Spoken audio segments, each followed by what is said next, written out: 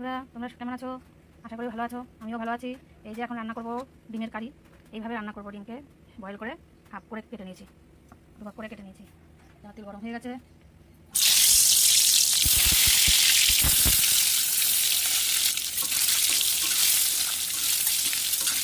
এই যে দেখো ডিম ভাজাটা হয়ে গেছে। এবার ডিমটা আমি নামিয়ে নেবো।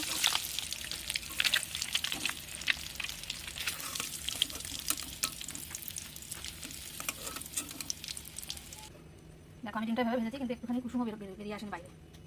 এবার আমি দিয়ে দেবো তেজপাতা, পাঁচফোড়ন। শুকনো লঙ্কা শেষ হয়ে গেছে, তাই শুকনো লঙ্কাটা দিতে পারিনি।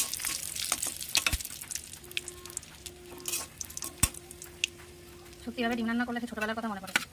তখন মা রান্না করতো এভাবে হাফ করে ডিম। এখন কেউ কোনো বাচ্চা কাচ্চা খাবে হাফ ডিম? এখন একটা না দিলে বাচ্চা কাচ্চারা খাবে না, গোটা দিতে হবে। আর এইভাবে যখনই ডিম রান্না করি তখনই মায়ের কথা মনে পড়ে যায়, সেই ছোটোবেলাকার কথা। এবার দিয়ে দেবো পেঁয়াজ,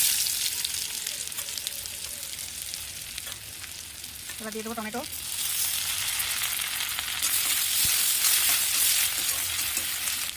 দেখো পেঁয়াজটা একটু লাল লাল হয়ে গেছে। এখন আমি মশলাটা দিয়ে দেবো, কাঁচা লঙ্কার মশলা, তাই জন্য একটু সাদা সাদা হয়ে আছে। আমি দিয়ে দিলাম লবণ, দিয়ে দিলাম পরিমাণ মতো হলুদ, দিয়ে দিলাম সামান্য একটু লঙ্কা পাউডার। এবার দেবো একটু কাশ্মীরি লঙ্কা পাউডার।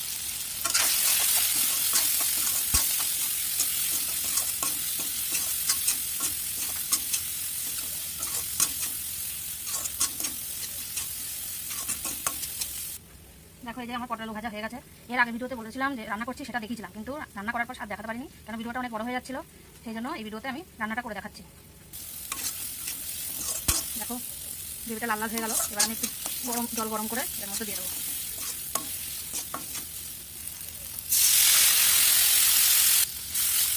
তোমরা কে কে এইভাবে ডিম হাফ করে রান্না করে খেয়েছো জানিও কমেন্ট করে। দেখো গরম মশলা পাউডার দিয়ে দিলাম,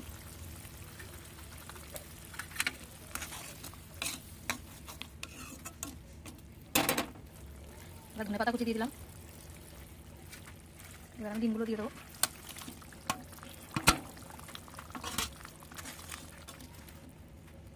কত সুন্দর হয়েছে কালারটা, হয়ে গেছে আমার ডিমের কারি রেডি।